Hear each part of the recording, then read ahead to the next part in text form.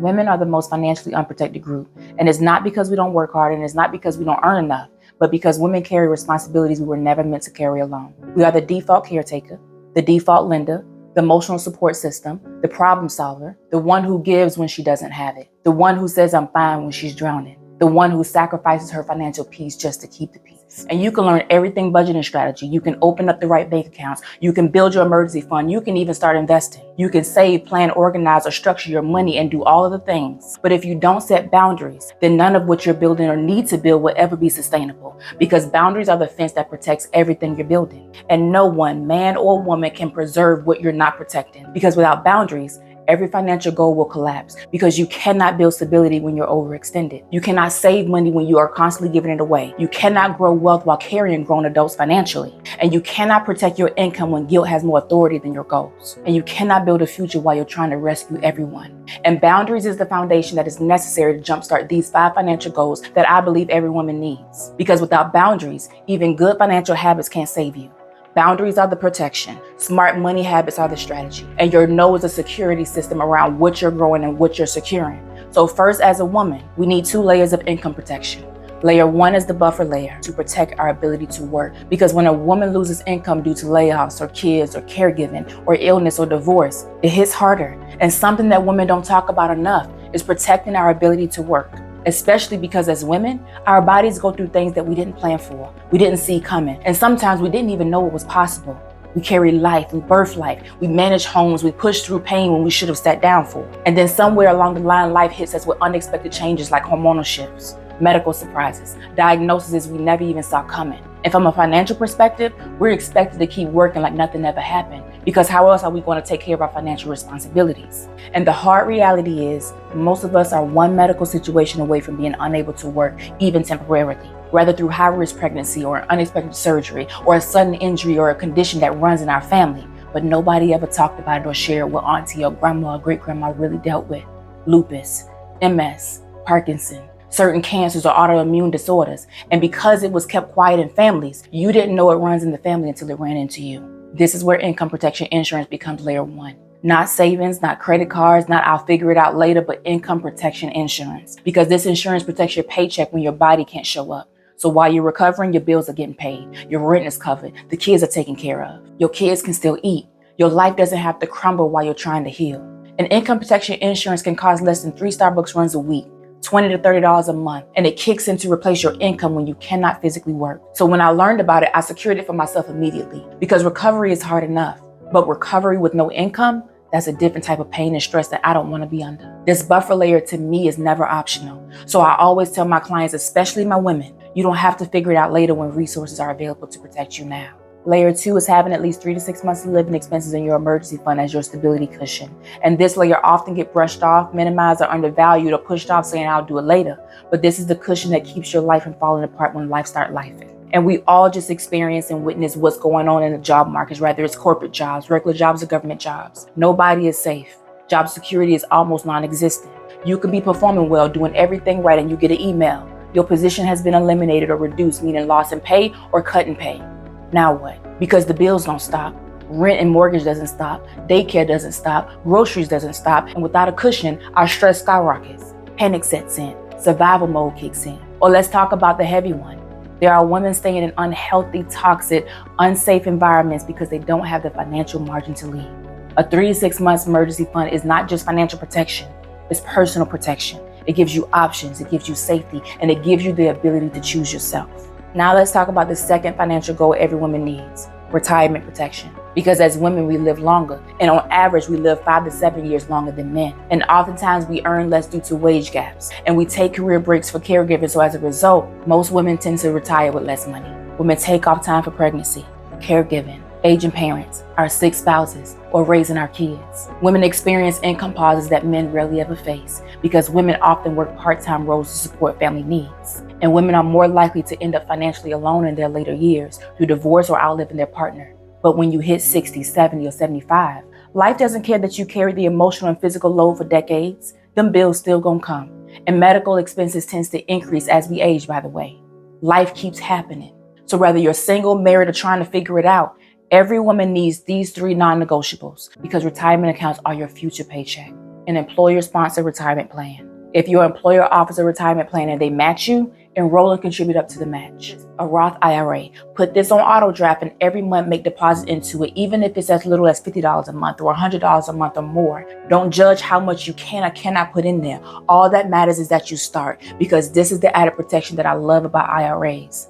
There's no employer dependency, meaning if you have to pause working for a while, you can no longer contribute to your job's retirement plan because there's no income coming in through your paycheck with them for it to be deducted from your pay. But through the Roth IRA option, you can keep the ability to grow your money because you can still contribute to it even during a career break. Annual income increases. Every time your income increases, your contributions to your Roth IRA or your employer-sponsored plan should at least go up 1 to 2% every year because you won't feel it anyway. And this in turn makes sure that the older woman inside of you isn't left uncovered and vulnerable at 70, at 80, or at 90. Women are the caregivers until we become the ones who need care. We take care of the kids, we take care of our partners, our parents, and our aging relatives. We take care of everyone else's need before our own, but nobody prepares us for the day when the role reverses. Long-term care is support you may need as you age or become ill or can no longer do everyday activities comfortably on your own, like cooking safely, cleaning your home safely, managing your medication, driving, or bathing yourself. And what I'm seeing happen is it gets ignored by so many people because they really do think that it's covered by healthcare insurance or Medicare or Medicaid. And when they need it most, they learn at 70 or they learn at 80 that there's not much coverage for this. So having long-term care insurance helps to pay for home health days according to the frequency you need it for.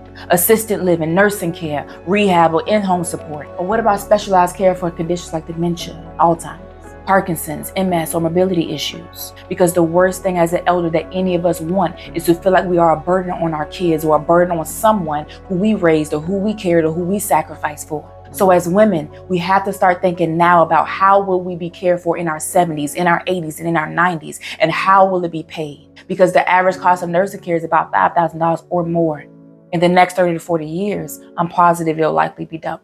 Every woman deserves to have care that is dignified. I believe that every woman deserves to have support that doesn't burden her family, financial protection in her most vulnerable years, options when her body slows down, and the ability to choose her options. And you cannot build that by accident. You got to plan for it. And long-term care is how you care for the older woman you will one day become. Because when you prepare for her, she will never be an afterthought later. And the same way you care and plan for everyone else is the same way you need to plan and care for the elder inside of you. And this is the phase that nobody prepares us for.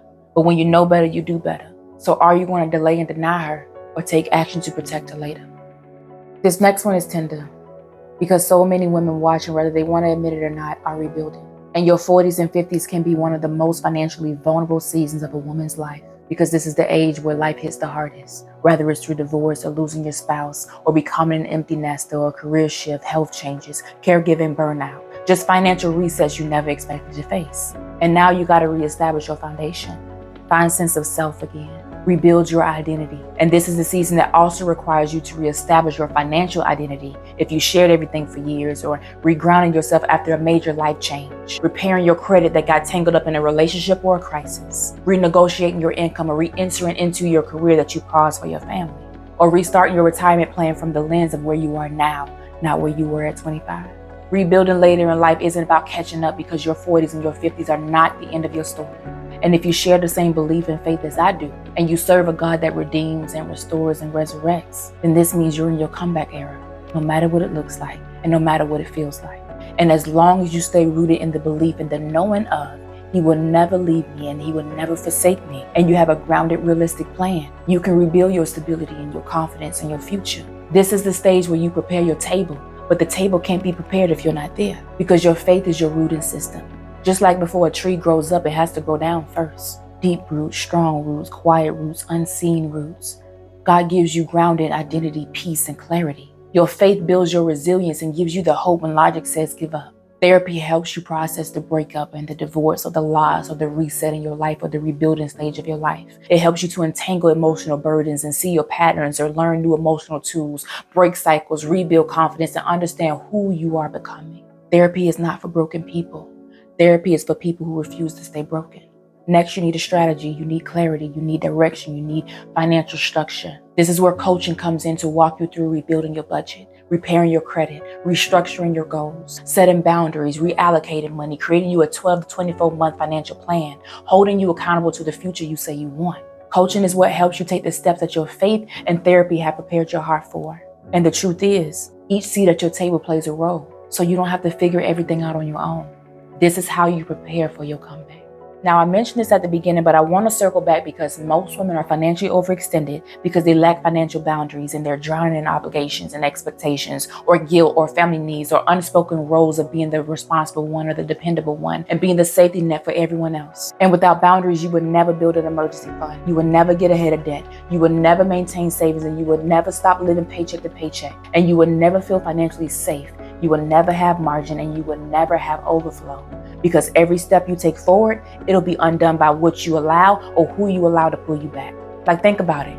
You're disciplined until someone needs you. You're focused until someone crisis becomes your assignment. You're consistent until guilt gets involved. At the end of the day, your goals break down for one or two reasons. You're being irresponsible or you're being overextended. And overextension happens when you don't set boundaries. Hey family, I hope you enjoyed today's Wealth and Wisdom conversation as I broke down 5 financial goals that every woman needs. Make sure you share this with at least 10 women that you know. I'll be dropping more videos like this every Wednesday. I want you to always remember, your mindset is the key to unlocking your financial freedom. It's time to leave behind what's comfortable for what's possible. All we have is now. So start now. See y'all next week.